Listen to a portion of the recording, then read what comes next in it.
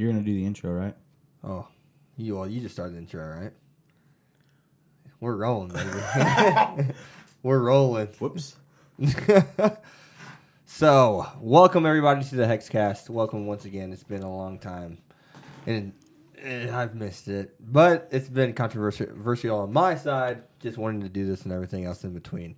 But we are back today with none other than Your boy Siege, Tilted Siege, Chris Jones, however, PFT. whichever one you want to call me. PFT. And yes, this is PFT because he's decided to wear sunglasses inside today. Yes. Hey, sun never sets on a badass. So, no, but today we're actually going to incorporate a little bit of gaming today. And we're also going to be incorporating some questions that you have that I actually put out on Discord and whatnot. So whoever, said they wanted to ask a question and asked it and we saw it, you will be featured in this podcast. More towards the end, though. So, but beginning the podcast, the first thing we're actually going to talk about is gaming. On your end, you said you want to talk about a couple games here, like Dead by Daylight, and we're going to be talking about PS5. But we'll start with whichever one you want to. Yeah. So I mean, I just guess it. I think it'd be cool to kind of implement more gaming, a little more of quote unquote nerd culture into the podcast, kind of expand our horizons a little bit.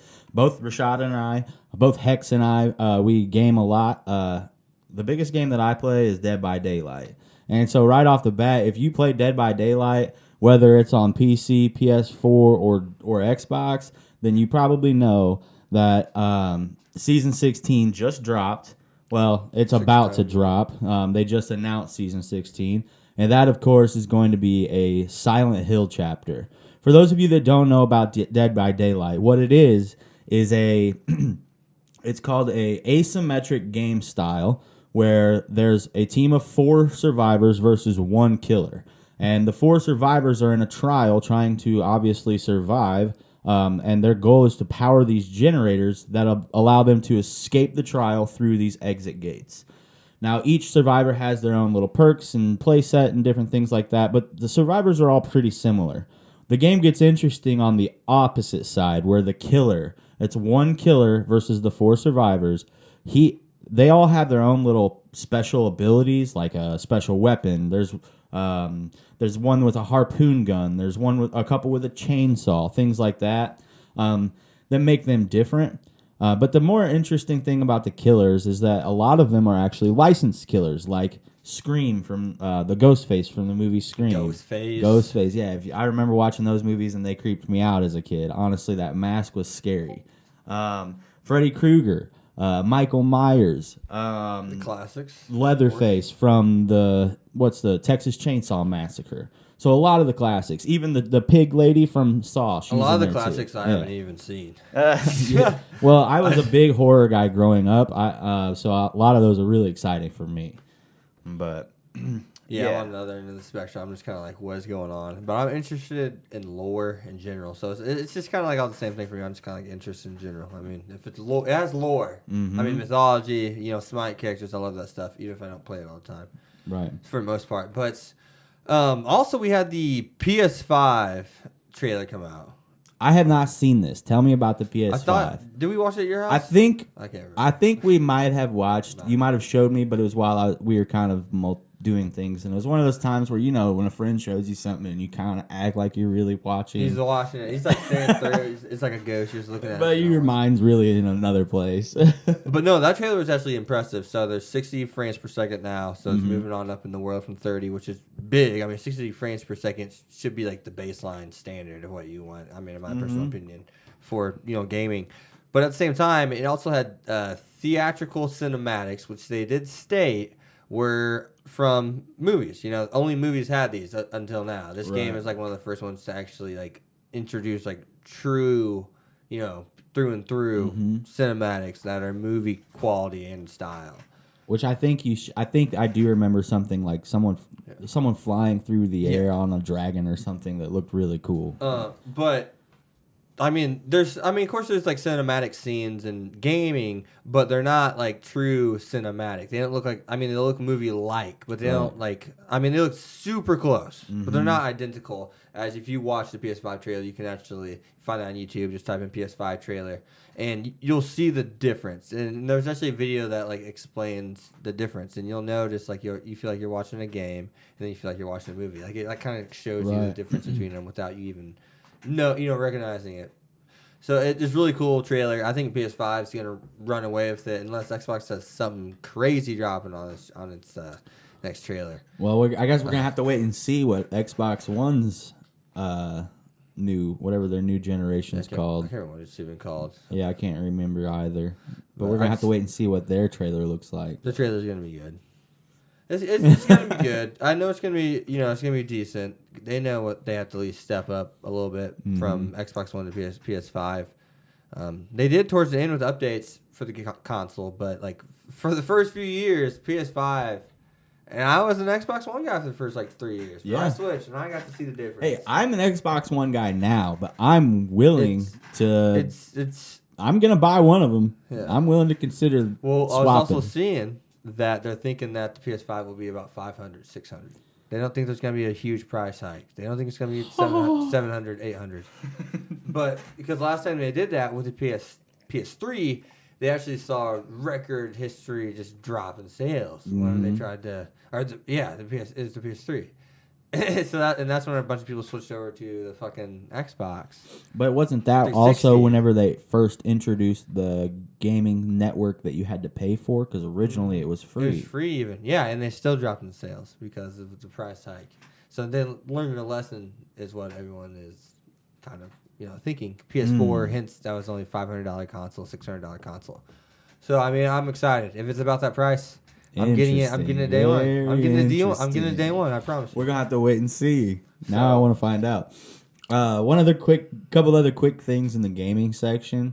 A game that I have not played yet, but I just installed on my Xbox last night. It's a game called Bless Unleashed. I think this game's going to be really cool. It looks kind of like it has elements of like Black Desert Online or Elder Scrolls Online, kind of like an RPG style. But it says, in the description at least, that it's specifically tailored more to running with like small parties with your friends and stuff like that. So everybody kind of really builds up their own role within the party. So it looks really interesting. I watched a streamer play it last night for a little while. Super excited about it. If anyone knows anything about Bless Unleashed, let me know. That's because I'm going to be playing that here in the next few days. Super excited. Sounds similar to Destiny to me in some aspects. You want your Titan, you want your Warlock, you want to get that party of three together. I mean, at the end of the day, it's best to have all of them because then you have abilities for every scenario. Titan can guard all three people at one time with bubble shields and stuff like that. They can wreak havoc in crowds. They're your tank. They're your crowd control guy. I mean, that stuff's important. I like those games, especially if they're open world and they're open server. Because Destiny, I could be doing a mission, and all of a sudden random people just come around and doing their own mission. Yeah, see, you're right. And a lot of that, like I played Black Desert Online on the Xbox, and it was cool. I liked it, but there was just a lot of like lagginess because it's technically a PC game. It's meant for PC. I love those sequences. But this one was made for Xbox. Where I'm doing a mission. And like my back's against the ropes, or my team's about to die, and all of a sudden this team out of nowhere just fucking comes, just does our mission for us. That's not even doing our mission; they're doing their own. But I like that moment occasionally where you get your ass saved, and but then you see these people, that have gets these you hyped. badass armor. You're like, holy shit! Look, who are those guys? This is like, oh my god, level 50. They got that badass armor. It's like, I got to get there someday. Yeah. Let's go. Let's grind, boys. We got a lot more hours to put in. That's such a good point. It's just like, who are those? It's like my heroes, man. I got to get on their level. It's like My Hero Academia, man. Yeah. I mean, shoot. Yeah. But, I mean, is that all for the gaming section? Because I was going to say, speaking of heroes, SS Gridman. Bro, that's a great I was going to say, great segue right into some shows. We could have talked about how the fact that I just caught up on My Hero finally. I just now watched the Endeavor episode. I'm coming. I'll be there. Just give me time. I'm getting Fire Force done. I'm gonna grind Fire Force here like in the next day or two. But SSS Gridman. Gridman. Oh, I'm knocking my mic over. The show wasn't bad. It was decent, but I do gotta say it was beautiful at times. I think aesthetically, and I mean, there's just sometimes I really just like the art and what it was doing at times, but then I also like them fighting scenes and that CGI. I just I know I don't like CGI often, but I may be picky, but there's occasionally some moments where I was not very pleased. There were a couple of them. There were a couple of now, with the kaiju and stuff. Now, in terms of animation,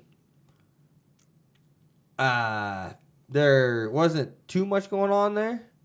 It did its job. It was just about as good as the art in those scenes. Mm-hmm. But I mean, hey, they told a story, man. They told a story that was a classic kind of feeling story.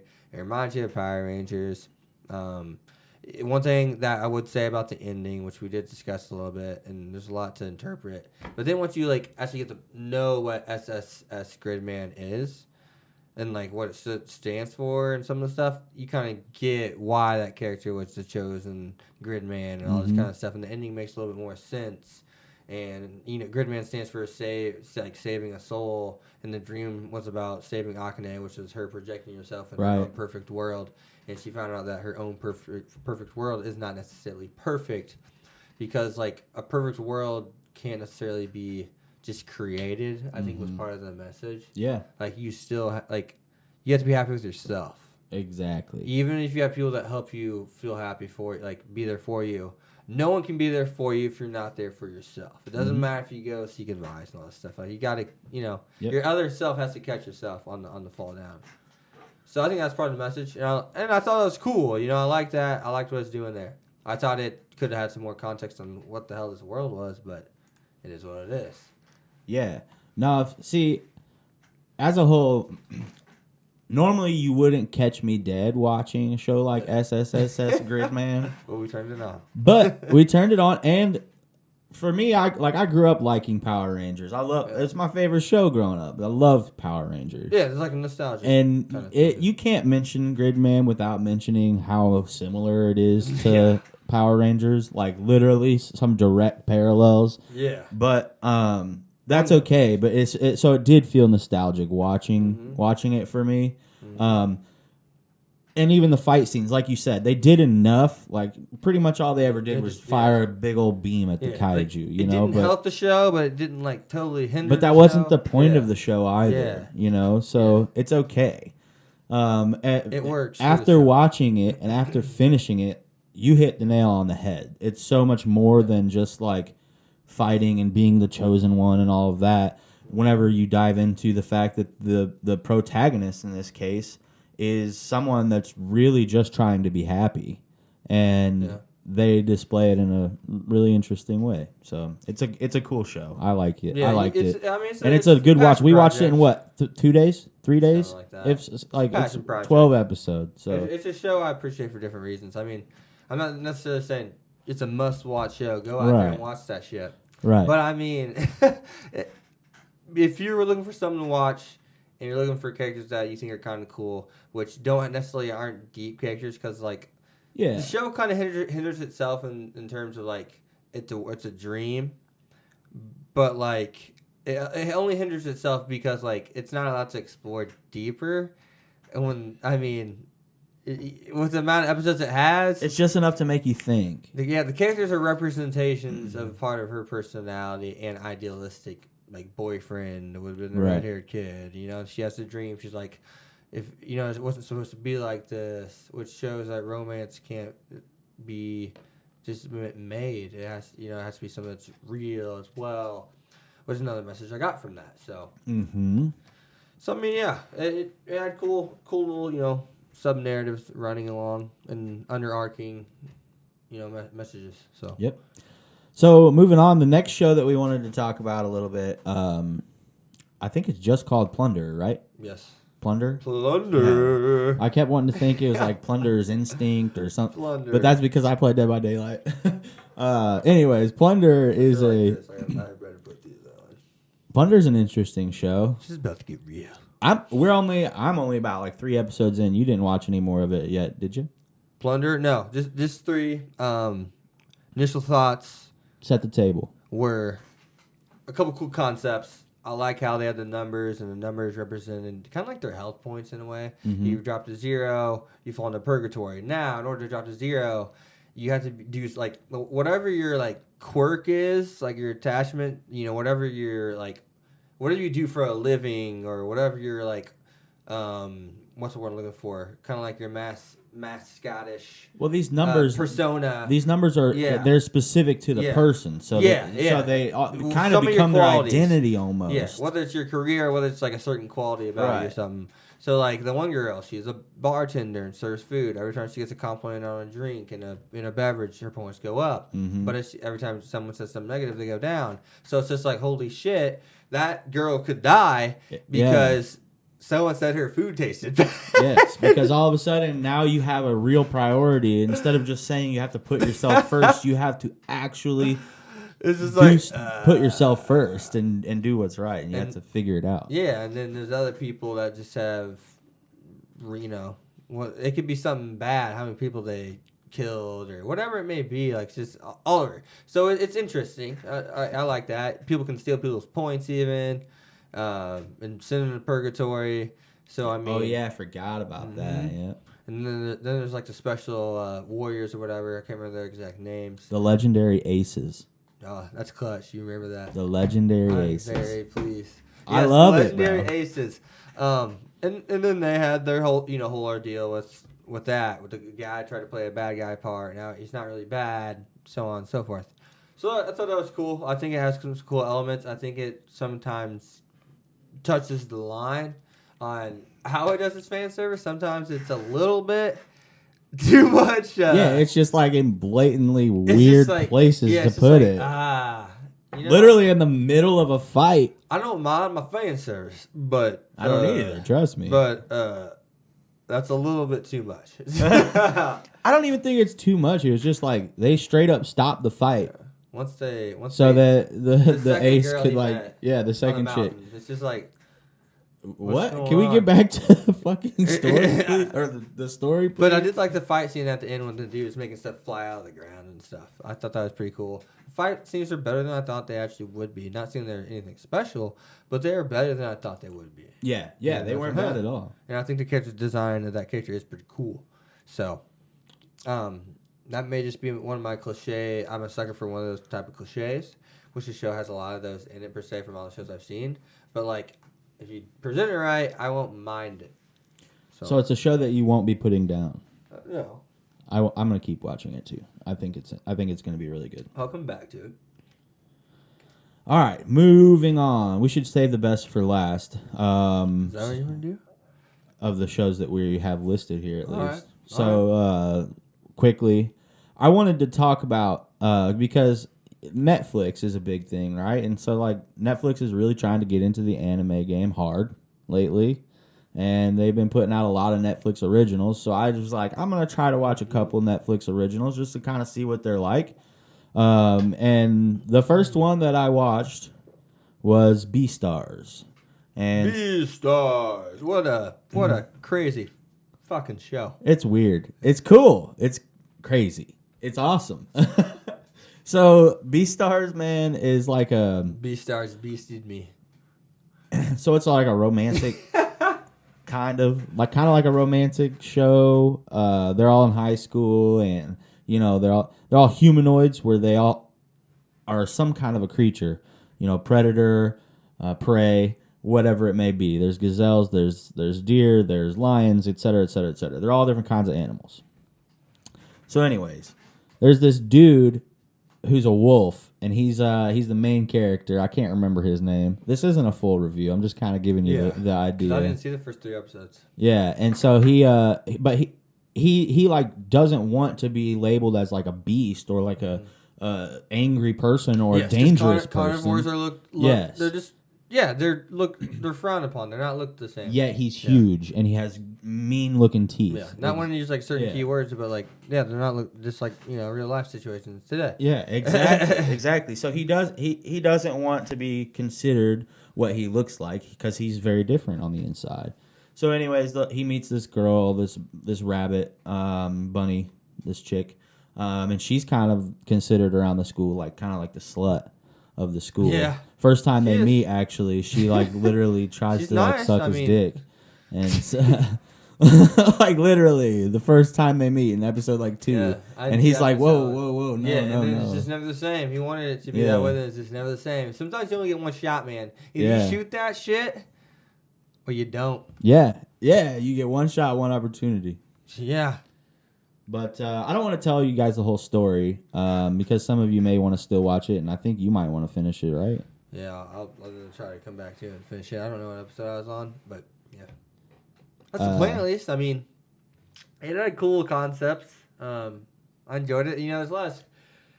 The school anime that I like for a reason. Mm-hmm. They're there because they are good. And typically the ones I have on top of my list aren't good. They're great. Well, this is me trying. Yeah. As you know, I don't like this type of show very much. I'm slinging you that way because I told you I was the same way. I was, action, shown powers, adventure. Mm-hmm. Yeah, absolutely. And Snafu is a show that I don't think I've made a video about it, talking about this, but Snafu was a show that made me evaluate myself and my surroundings differently. It changed the game. It's adolescence. It's these 17-year-old kids, 18, 16. But the concepts that it floats around from a sociology kind of standpoint is universal. Mm-hmm. They portray the 16-year-old to the 40-year-old it talks about life concepts. So you can apply them, even if they're applying it to a high school issue in a way. You can apply them to your life in general. Mm-hmm. I read you some quotes. I know you're still iffy about it, and I didn't even tell you what the quote was. Those two I'm gonna watch, and they were clutch. And the first one was, "Whatever you think about the past, it makes you want to die out of regret, and whatever you think about the future, it makes you depressed out of anxiety. Mm-hmm. So, by process of elimination, the most likely happiest time is the present. Which is true. I love that people quote. People are usually happy in the moment. Mm-hmm. I mean, shit. Everyone tweaks a little bit from the future. I mean, that's part of growing up, I guess. Me tweaking? No. So there's really good concepts. The one I don't think I showed you was, it's not. This is just similar. It's not identical to how it says. It's gonna put it better in the quote on Snafu. But they were mentioning, they're who really makes up who we are in life in terms of how we're viewed. Is it us ourselves? Because what happens whenever you get the perception of you is misconveyed. Because in life, there's many people that convey you to be a certain person based off of a persona that either you put on or they put on you. Mm-hmm. So at the end of the day, even if you want to be perceived a certain way and you're not how people perceive you, who truly makes up who you are? And it's from a moral standpoint, you definitely want to make yourself up. But from what you're saying, your image is portrayed by the public. You can act a certain way, but if you're believed to be a certain way, it's not just a snap of a finger to flip that and be portrayed that way. So it's interesting. It's not like he's saying it's wrong or right. He's just putting out a truth, a statement, I really like how the show does it. It doesn't. It will try to pass off things, but whenever it tries to pass off things, it's holy shit. You're right. The first season's art is a little. I don't know if you'd like the first season's art, but the second season's art is the best. Snafu art. Yes, I am. Snafu is Snafu and Bunny Girl Senpai. Both are the two that you keep telling me about, and they're both at the top of my list. And as a matter of fact, I just finished the show I was watching, Noragami. So I'm beautiful show. I'm getting we're going to talk about at some point. But yeah, I'm gonna be watching both of those at some point. So, but what are they're called slice of life? What is that? What is the genre that really all these fall under? It's really interesting because Snafu, the English name is My Teen Romantic Comedy Snafu, but they say My Teen Romantic Comedy in a rom-com, and it's not. This anime is way more serious than it is funny. Excuse me, but it's way more serious than it is funny. It's way more real than it is not real. It's a show that has a main character that could be a sociologist. He knows he'll throw himself underneath the bus. He'll do all these different things because he knows how people are going to react. Like this one scene I want to mention. Like there's this group of friends, really good friends. One of the friends starts like one of the girls, and she catches on to that just because they're so close. But she doesn't want that to ruin the group. As we know, sometimes confessing feelings and all these kind of things, it can make things awkward. Whether, not to be pessimistic. Yeah, it can just put a certain energy in the room. Yeah. And sometimes that energy just can't go away. Right. It's just, it's tough. Yeah, yeah. So if you're going to shoot that shot, you better shoot that shit. Man, the going theme of today's podcast is shoot your shot, boy. So she knows that he's going to confess because he says, meet me here. And she goes to the main character, Hiki. Hiki, Hachiman. And he's like, all right, I see your problem, because he joins this club, and you'll see his ideology about not liking, people, human behavior, and stuff like that. Connections, he thinks is a waste of time. But he intentionally throws himself when he goes to that meeting after, he tells her, she tells him when the meeting is happening, he confesses to her just before he does at that meeting, just comes up and says it, in order for her to turn him down intentionally and say, oh, I'm sorry, I appreciate you offering that, but I'm turning you down because I'm not interested, nor am I even looking for anyone. So then that other best friend in the group won't ask, because now he knows out loud without even asking, so the energy does not have to change. Exactly. And the other guy, he solved the problem, so he got his job done, so he doesn't care. So stuff like that, and he has to learn himself and what he wants as a person, even though he has a pessimistic outlook. Like the girl that comes up to him as part of his group and says, how do you know everything? Referring to how well he knows people. And she knows. She's like, how do you know everything? And everything about people, but yet you know nothing at all. About yourself? Because she's referring to a moral aspect of all what he did. Whether it's right or wrong, you have to make a decision of what is the line. Yeah, I think I'm going to like those shows because it helps. Season 2's art is so good and it complements the show so well. Just like Tower of God's art does. But I think I'm going to like them, the ones especially like you're saying, the ones that kind of help you reflect on like your own personal growth and things like that. And Bunny Girl Senpai is extremely similar. It's a show that's and that's what B-Stars kind of did for me a little bit, especially towards the end. I say these are the cream of the crop in the anime industry at this, I would say. Like Bunny Girl Senpai, it has a relationship in the show. And it's like 17, 18, but it's so mature. Like one's a movie star celebrity girl. She's just super mature. The other kid's just super mature in the way he carries himself. And this is a 17, 18-year-old relationship or whatever. Where you're like, that's what I want. That's what I envy. That's what I, search for. And I love that. The show, you can tell the person who wrote it is writing it through experience. Right. So that's how you know, like, this is real a little bit. This is, this is experience. And so I love that show. That's it kind of helps break the third wall. Yeah, and it uses a supernatural theme with a science kind of twist, conspiracy theories, to like help solve problems. And you need to solve problems, or else maybe someone could disappear and so on and so forth. So yeah, the show's nothing like it sounds in the title. Interesting. Yeah. I'm definitely gonna watch both of those. Just real quick, I wanted to snap back to the ending of Beastars. If you are watching that show and you haven't finished it, I messaged you as soon as I was watching. As soon as I finished those, the last like 2 episodes just snap. And is it supposed to be a season 2? I don't know. It wasn't open-ended? No, it wasn't open-ended. Oh, it had a conclusion? There was a clear conclusion. It sounds like it's... But there could be another season. Like, they could go on with the story because most of the main characters are younger. But yeah, the last 2 episodes kind of went real dark and crazy, but like, whoa. So anyways, B-Stars, I give it if it was 5 stars, I'd give it like a 3.5 probably. Well, it's pretty good. Speaking of a show I'd give an even higher rating to, Tower of God. Oh yeah, we're moving on to Tower of God. The show that's blown me away, and the only show I'm have returned viewing as a single solo show until next winter when we got ReZero, my pride, my everything, My everything. ReZero's your everything? I said it's my everything. I think it was the first episode where you were telling me about ReZero, and I went back and watched it already. It's coming out. We have Fire Force 2. Out of nowhere, they announced the season 2 coming. Out of nowhere, just drop a bomb, hidden it from us all, despite the pandemic. Mm-hmm. And we have another manual that another cousin to, I guess, let's say Tower of God manual coming out in God of High School with special animation in its trailer. Special animation, Naruto level hand-to-hand fighting animation. I mean, you see all the movements. So they don't hide it. They just show you mechanic by mechanic. It looks like a real fighting. I haven't seen that one. And we have, of course, what show am I missing?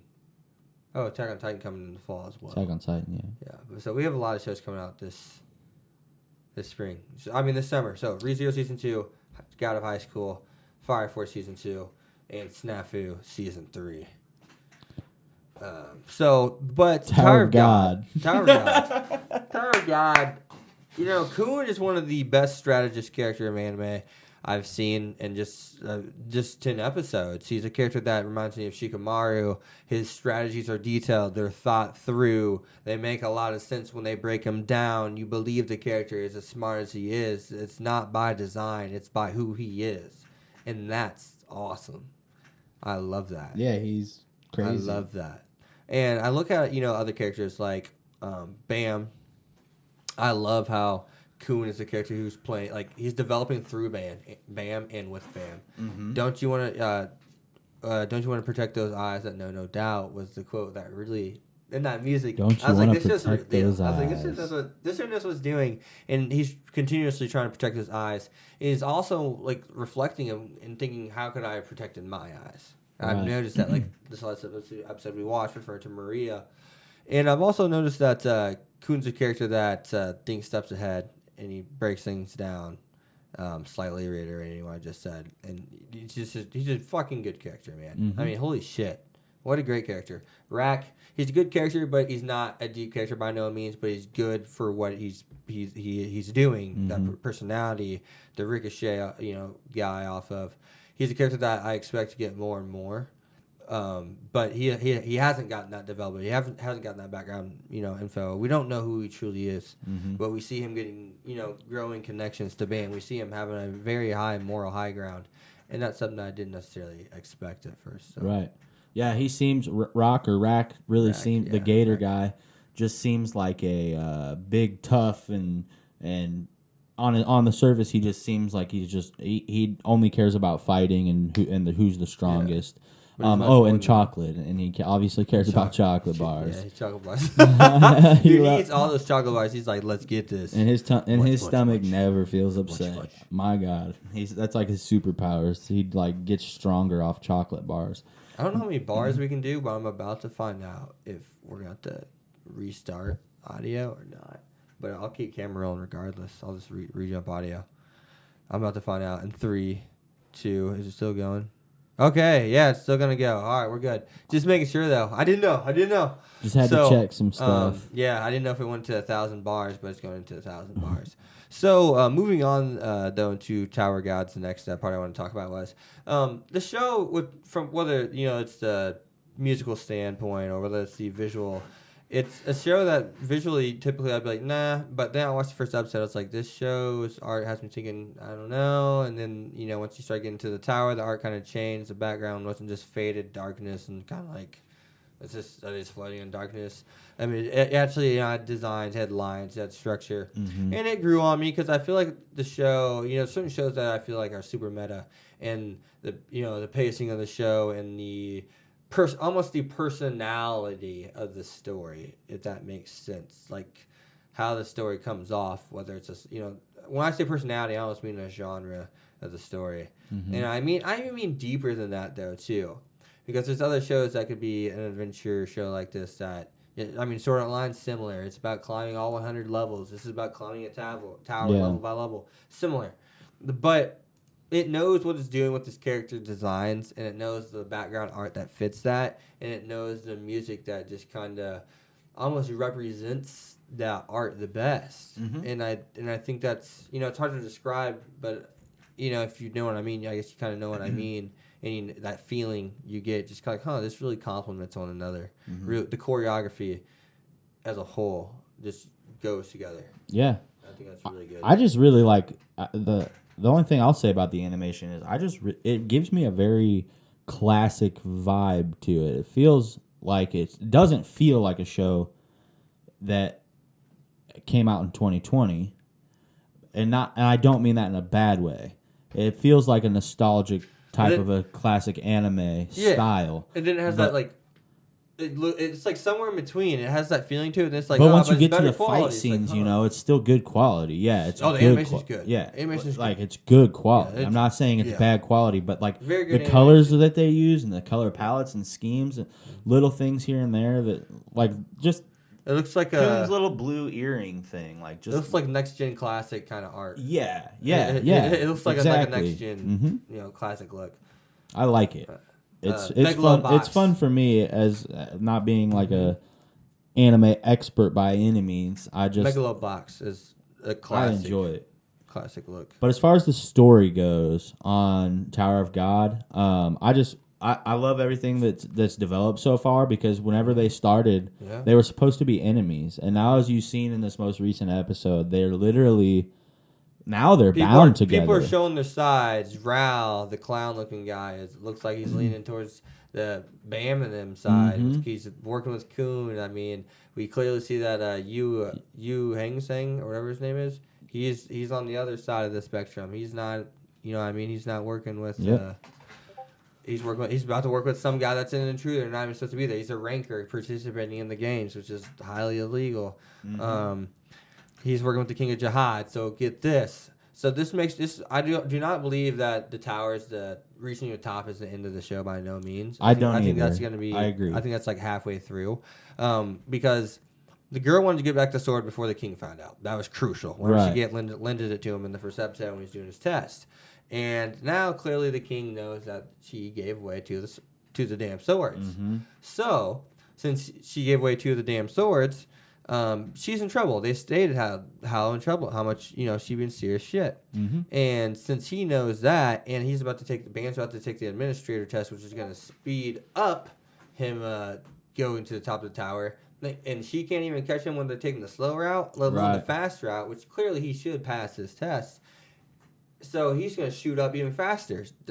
If she can't catch him now, she's not going to catch him going down the faster route, which means this is all going to be in a climactic at the top. But doing it in the first season... That's just going to be the yeah. season one climax. Which shows cases to me that they're going to... In season one, no much episode 11 or 12 when he passes the test, and then the next episode they'll begin to ascend. It showcases to me that this is too early for them to get to the top of the tower so fast. Mm-hmm. So if they're going to get there early, it's definitely to probably tear this tower down.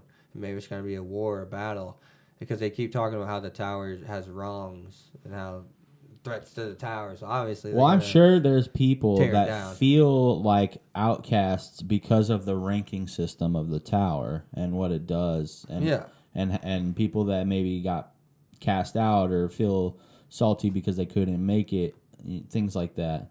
There's going to be a lot of other forces that get introduced, other kings, other kingdoms. Maybe there's multiple towers. They're showing the timing of things too early. Yeah. And I know the story has a little bit because the story has progressed quite a ways. In the book too, in the comic book too as well, I believe. Isn't it based on a manhwa? Yeah, from Korea, which is the new stuff. They're coming, man. They're coming. They're not fucking around. Manhwas are coming. Yeah, they're coming. The manhwas are coming. The manhwas are coming. They are not messing around. Manhwas they're coming out with some quality stuff right now. So, but yeah, I mean, it's really showcasing everything's developing too fast. They wouldn't have the princess not being able to catch him, giving him a faster route. If she can't catch him now, she's not going to catch him then. He can get to the top of the tower. Obviously, there's going to be in deep shit. One, you're an irregular, so now we know. So I'm curious. We really don't want you here. So that you think the king's just going to like, oh, I'm irregular. Something that I said is a threat here. Yeah, come on in. Let me give you the ranker status so you can unlock even more power. No, I mean, and then at the same time, you're going to have, oh, so you're the one that took the sword. You know the one that only the princesses are supposed to have, not even Black rankers March. are supposed to have. Yeah. The ones I personally handpicked. So obviously he's being deep shit anyways. I'm curious where the dude went. The guy that was by Rock that finished the testing with Rock. I think Michelle's irregular. As soon as that happened to Rachel, he vanished. Rachel, I called her Michelle. Michelle Light. Yeah, whoever. I believe she is a irregular as well because it seemed to me as if she accessed the I'm tower. talking about the big one. Yeah, I think that's just part of her kind of thing. I think they are two and the same in a sense, I guess. Maybe protector, whatever I want to, whatever you want to call it. But I think it is one of those two things for sure. Absolutely think that's one of these two things. Because they weren't in the last episode. Yeah, I mean, I don't think that's, Yeah. Interesting. Indeed. All right, should we move on? Yeah, let's go. Let's get it. Really, we got pretty much Attack on Titan season 4. You mentioned it earlier. A lot of new stuff coming out this summer. I love the trailer. Yeah, the trailer was. What do you think? But they really messed up Mikasa's character. Like Mikasa looks like a full-on dude. Like, I did not know that was Mikasa. I mean, Mikasa, whichever one you want to call it. Mikasa. I actually learned to pronounce. They are two separate things. They are very, very two separate things because the show called A Certain Magical Index and or railgun, certain scientific railgun. Her name is Mikasa Mikoto. Okay. And they pronounce it, and it is spelled like M. It's like spelled, what is it? M-I-K. Mikasa Mikoto, and then they say Mikasa. In Attack on Titan, they say Mikasa. Like they clearly say Mikasa. I do know that they say Mikasa. And then another show, they say Mikasa. And it's spelled slightly different. I can't remember how it's spelled different. Is it Mikosa? Wait, I'm trying to remember now. I thought in the dub, I'm pretty sure in the dub they say Mikasa. Because I was watching them back and forth, and I was playing them back and forth. I was like, oh, so you do pronounce them slightly different. Mikasa, Ackerman, and it says M-I-K-A-S-A. And then we have Mikoto. Misaka. Yeah, because Misaka is M-I-S-A-K-A. Misaka. And Mikasa is M-I-K-A. So which one is it in Attack on Titan then? So Mikasa, M-I-K. Okay. A-S-A. Mikasa. And then Misaka. I think I'm gonna rewatch the whole show before season 4 comes out. M-I-S-A-K-A. Bro, I'm hyped about it. I don't care that they switched. I don't care that they switched anime studios.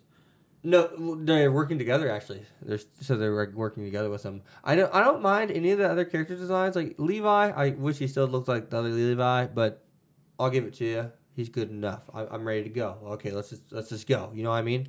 But Mikasa, I am a little turned off by. I mean that really does not it makes me feel as if I don't know the character that I knew anymore. Is this the one that you're talking about? No, that's not her. No. You want to see what I'm talking about? Yeah, I want to see which one you're talking about because. No, that's not her at all. That's the one I fucking thought was her. No. I wish we had it. We'll have the TV here eventually where you guys will see what we're looking up, and I'll have that all hooked up in.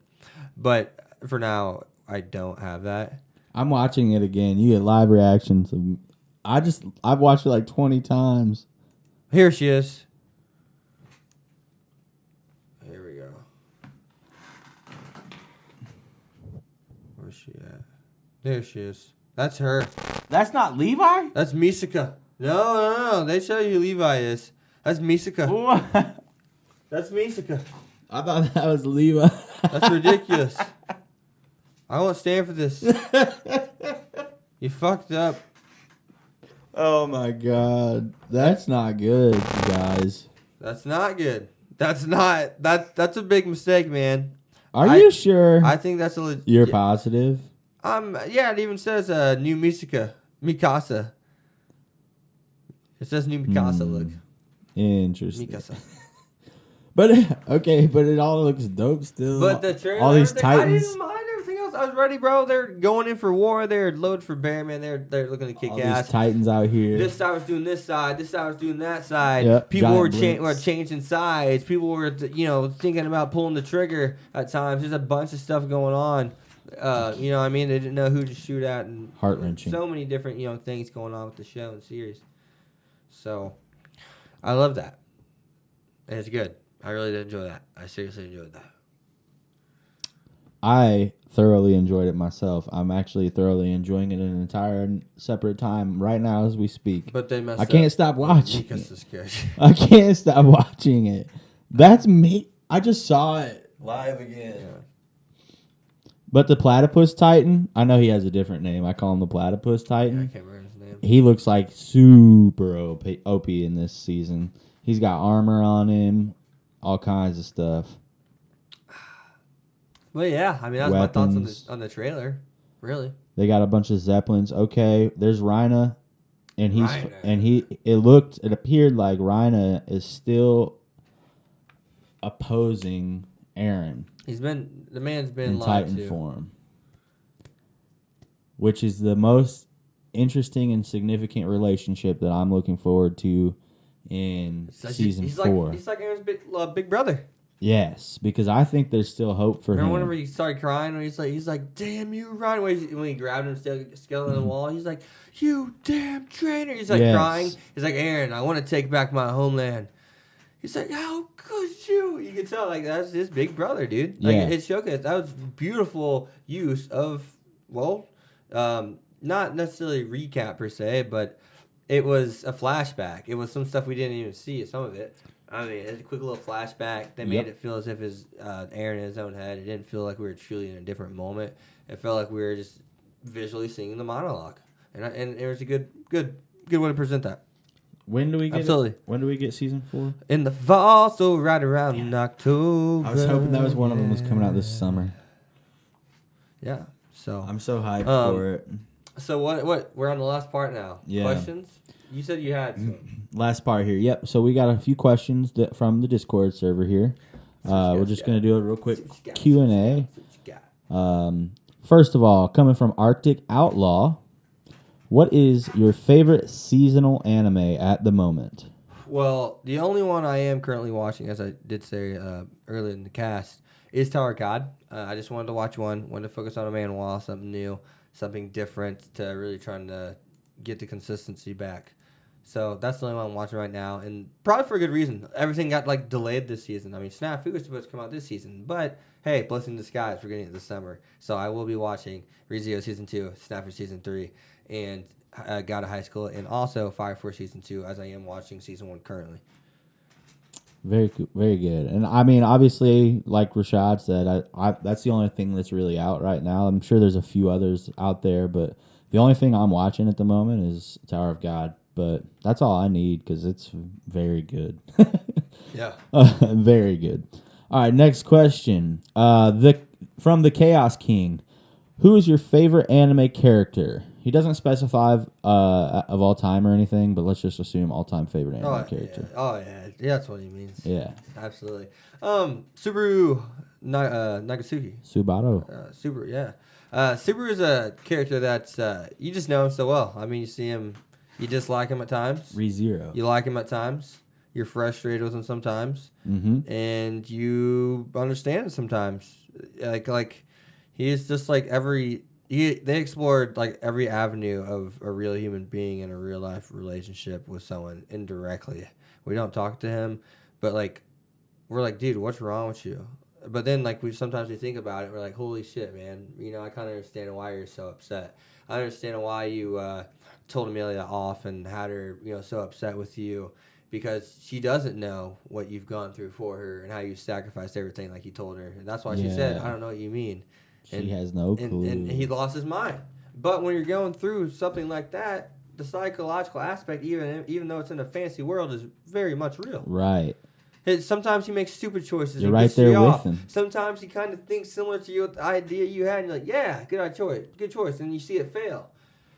You understand the character on a much more realistic basis. Like, it's like genuinely showing you, like, it's so real.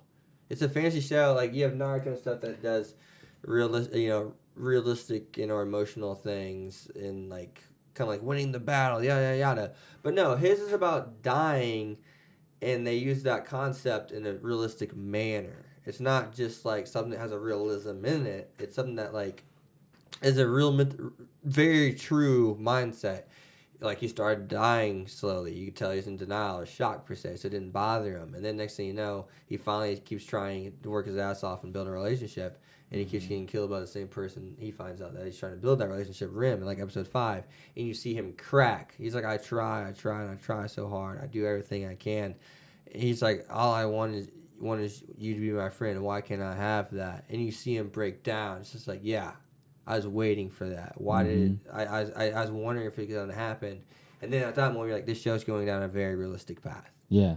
And then it's a fantasy show, but like, this character is like, yeah, that's a reaction I would have. So it's him. He has too many layers. He's one of the most dynamic characters from a psychological standpoint I've ever been. It also brings out very real things for if you've ever experienced anyone that had like dementia or Alzheimer's or anything like that, or any kind of memory loss of any kind. Very similar, like, it shows you how alone you can situations, be. Yes, where if something goes wrong, like, yes, this is like you keep saying, it's a fantasy story, it's a fantasy show.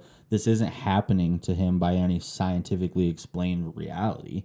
It's just something that is in the story. But you can tell if someone thought something like that was happening, like how maddening it would be. Yeah, I mean, like I said, like episode 18, where it's nothing but dialogue. Mm-hmm. And it's one of the best episodes of anime I've ever seen. It's freaking 20 some damn minutes of dialogue. Yeah, I remember. And multiple content creators, credible sources have said it's just that moment just takes your breath away. The choreography, how far Rim, thought ahead of them having kids and them, being happy together. She's thought about that, but then she's such a genuine person to the point to where she says, "No, I want that to happen, but I know the real you, and I know as much as I love you, you don't love me, and I know who you do love." And I mean, and then just snaps him out of it, and then he's just kind of, he does change for the better. And I have heard in season 2, somehow they're going to milk out more realisms, more realistic connections out of this character. And Subaru dies 15 different times in the first season, but every time, even if it's a similar thing, they're trying to work on him emotionally, they always, at least they'll make the path close, but they'll never go down the same path twice. And It's just like, holy shit, all these sub kind of things you can work on, these things you don't even think of. Pride in different ways, envy in different ways. It's not just one generic tunnel. I mean, they really take it down different avenues. Mm-hmm. I mean, it's crazy. Is it envy in an emotional way? Is it envy in a financial way? I mean, is it envy in a power-hungry way, like almost kind of like greedy? Yep. So I mean, it's so good. The author is so good, and I know that it's supposed to be amazing. And we're going to start getting questions answered slowly. They got our attention. They suckered us. But Subaru is a real character. I understand him. Because through him fucking up, pardon my language, but through him fucking up, I understand him. As mad as I get at him, I cope with him, and I understand, what he's going through, and I know, and I'm not just like, hey, it's okay to mess up. But then other times I'm like, hey, you're messing up too much. Mm-hmm. So I mean, it feels like a best friend that I'm holding accountable in a lot of ways. It's really good. Yep. It's a really good show. I root for him. I root for you so hard. I don't want you to mess up. So whenever you do, I'm so mad. I found myself yelling at the screen. And I'm like, what the hell am I doing? Yeah, why are you doing this, man? But it's awesome. Rim's a great character too. They have some of the best, anime character chemistry. It's not a romance show, but it shows you how to handle a romance. Yeah. And that's something it's not even about. Yep. So special. It's a good show. But Subaru, I could definitely see why Subaru that would be. That was the Chaos King. Okay. That was the Chaos King. Really good question. Very good answer. You got a passionate answer on that one. Passionate answer from one HexCast. Bring me back. It's ReZero. As you were talking about it, I'm sitting here like reliving the moments in the back of my head. That's why I was like kind of quiet for a minute. I was like, wait, Man, ooh, my heart. Ooh. The Rim scene when Betelgeuse the one where Rim and him are yeah. And then all of a sudden you see him carrying her body, and then that scene happens where he gets held accountable by what looks to be Puck popping out of the castle and just... I would have to say that mine... And you see him pissed, and you're like, yeah, he's back! Get Betelgeuse, turn it around, man! You reset for him. The way the character can reset the character and how you feel about him is special. I haven't seen anything. That's well written. That's tough. That's tough. I was impressed. Good question. Good question. Very good question. Mine's Asta. There's my he answer. Loves Asta, man. That's his hype, man. There's my answer. That's his energy. Asta is my energy. He's so focused on who he wants to be. He's relentless, and he inspires everyone else to be better versions of themselves while he's doing it. Why wouldn't you love Asta? One of the moments that changed my opinion on Asta in a lot of ways, because I never thought highly of Black Asta. Clover, by the way. If you haven't watched it, do it. I never thought highly of Asta. I never thought little of Asta. But what I did do was, I was just kind of he's just another character. I see a lot of characters similar. I know he's a reference, but then once they kind of presented, he yells because he's yelling at himself. He's yelling to himself. He's talking himself up. I understand it now. You have to be inside your own head so much in order to get to where you want to be. He is my hype. The presentation. You said that perfectly. He's my hype man. The presentation is similar to Naruto, working hard and stuff like that, because that's a lot of Asta's themes, but it still has its own thing it's doing. So. Absolutely. But yeah, that's my favorite. I like not Asta. Sorry, my phone was ringing. I had to see who it was. Anyways, should we move on to the next question? Yeah. Codename Kai.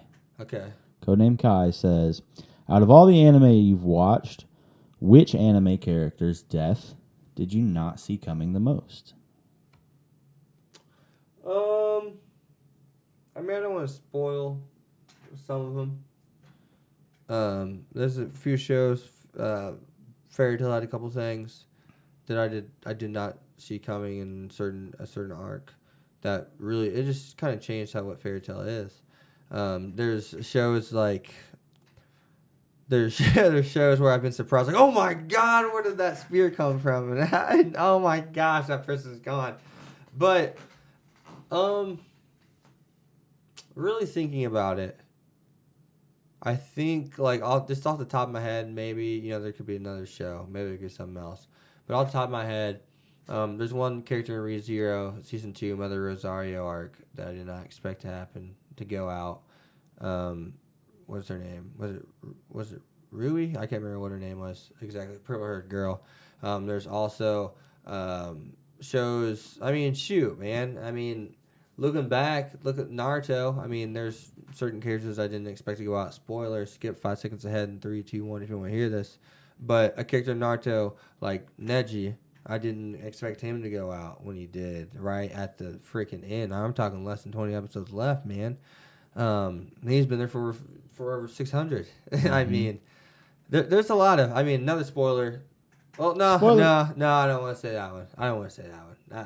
Don't spoil it. I don't want to ruin it for that one. But, yeah. Yeah, that's a hard one to do without giving away spoilers. So, there's many times with Subaru, I was surprised. Subaru, I was surprised. Even though I knew he could return by death, there's still sometimes where I was anxious, where's his checkpoint? What can't he change? Oh my gosh, I thought that plan was gonna work because it aligns with my thought process, and it still failed. So, there's a few. I think the first time in My Hero Academia, whenever someone died, actually died, it was oh, I did not see that coming. And Don't shift. Growing up with the audience. Yeah, the manner in which they died was just they just exploded, and it was a villain that died, but still, it was wow, we're going this direction now. This just got dark, because up to that point, I definitely looked at My Hero as more of a show for kids and high schoolers that I just happened to really like. But tone shift for sure. Things got serious. Speaking of My Hero, do you want to do this last question? Yeah. Dub the Coach asks, do you think Dabi and Shoto Todoroki could be brothers? I've heard rumors that they are. Manga readers would know more than I do. I try not to spoil myself in My Hero as much as I can. But I do say that I have heard that they are. I believe they are through what I've heard, but I don't know for sure because I haven't spoiled myself on that. I'm in the same boat, you know. Manga readers probably do know. I don't read the manga. I don't look for spoilers on it, but I definitely think there's a good chance that they could be related somehow. Brothers more than likely, but I wouldn't necessarily put money on it or say that there's a good chance of it. I'd say it's probably up in the air. Cal Sang also did ask, I saw, how old were you when you found out about anime? So whenever you found out about anime, I'm telling you 10 when I started watching Naruto. I'm telling you I found another anime around 15 when my brother brought it home, and Bleach. And I said, get out of here, I'm playing games. And I sat down, I was like, I really like this. I found another anime Sword Art Online, which, led me to another anime, Fairy Tail, which Fairy Tail led me to create a video, which led me to the anime community. So when you say, like, what got me into, anime, I guess you say Naruto in a way. But then at the same time, I found Bleach. And then once I found Bleach, I eventually said, maybe there's something else beside those two. So maybe Sword Art Online is that gateway anime. Maybe that's the true gateway. I mean, yes, those other ones got me to that point, but Sword Art Online was the show that said, yeah, I want to explore more shows. But then when I watched Fairy Tail, I said, yeah, there's shows that I can like just as much as Bleach and Naruto. So, like, they all played a step with the anime, but, like, when it comes to what really just busted it open for me, I think you got to say, like, Sword Art Online was a show that, to me, when I think about it, the theme was, oh, I really like this. Let's go watch other shows. Maybe there's one more thing other than Bleach and Naruto. And then Fairy Tail was a show I was like, oh, yeah. Okay. I'm going to make an anime video. Oh, I'm watching an anime YouTuber. Oh, I mean, it's a show that really began the process for me. First video got like 24,000 views. I was such a rookie. I said the right episode in the video, but I put the wrong title. I thought I couldn't change the title of the video on YouTube. So I just made the same video with a different title and uploaded it back to back. First one got 400 views, second one got 24,000. Same video with a different title? First ever anime video. Wait. First and second ever anime video. First same video got how many views? With different titles. And I didn't know I could just switch the title to the other one. 400 views on the first one with the wrong title, with the wrong episodes. 24,000 on the one with the right episodes. And then I started. So you shot up 24,000 really with just changing the title. Absolutely. There you go, son. It was cool. So, yeah. All right. So should we kind of maybe you want to talk about anything upcoming plans in the future? Maybe projects, things like that. Nothing like that coming up. Nope. Maybe with Ikla when I have him on, but nope. Alrighty. No. I don't want to talk about anything with the future. I just want to get there, start to do it. What was that quote about appreciating the present? Anxiety and the depression from the past, anxiety from the future. When you think about the past, you die out of regret. And whenever you think about the future, you get depressed out of anxiety. So therefore, by process of elimination, the most likeliest, happiest time is the present. Right the fuck now. And I also... I'm going to check something really quick since I don't want to be fair to one more people I actually hit up on YouTube. Just to be fair to them, 100% fair to them. Let me see here. I did post something, seeing if they had any questions, but I didn't get back to it until now. Oh, you just double checking to see if you got any other questions to be answered? Just double checking. I think I may have one. One of my favorite manga. Favorite manga I've read a little bit of. I've read a little bit of Black Torch. I really like that. Domestic Girlfriend is a awesome manga. I don't care how it ends. I don't care what these last 15 chapters, which last episode chapter drops today or tomorrow on 15 back. I will read those chapters. I will not forget what the first 230 chapters did with such a crazy damn narrative about dating, having some kind of relation with a girl in high school and then eventually them date, their parents dating, but in secrecy because his mother passed away and his dad was scared to tell him because he thought he would freak out if he ever dated anyone but his mother since it wasn't like a mutual, agreement. Like she's gone now, you gotta love her forever. Since it ended the way it did. So like it's something to where like it could happen in a small community, but it handled it in a really like mature and believable manner.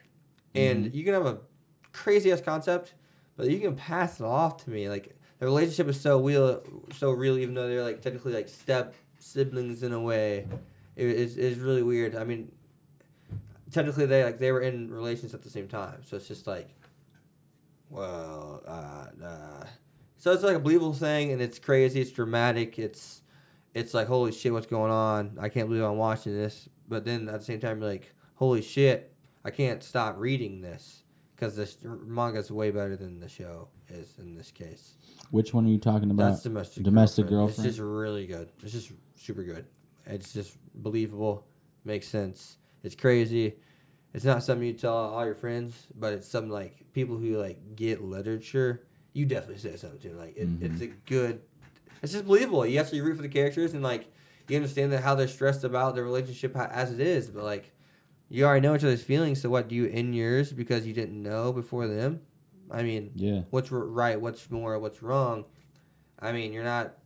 You know, it's not by blood and all this kind of stuff, and just like it is. You know, it's a really good manga. Only one I've read this many chapters of. I like Black Torch. I've read a little bit of the fairy tale manga, but similar, identical to the show. I like reading mangas from shows I've watched too, because there's different panels and there's like extras stuff in the story sometimes. It's I didn't know that was a little gap. Yeah, that little 5-second gap of a scene that wasn't in the anime. Yada yada. So that's cool. That's cool. That would be cool. I'm not much of a reader, so I don't read. SEO Progressive is an amazing manga. Sword Art Online Progressive is awesome. That is all. So, yeah. Other than that, though, that question also, finally, just before we end here, that question was asked by Shadow King 12. Thank you. Appreciate that, man. Hell yeah, so, Shadow King 12. As always, guys, you guys have been hexed.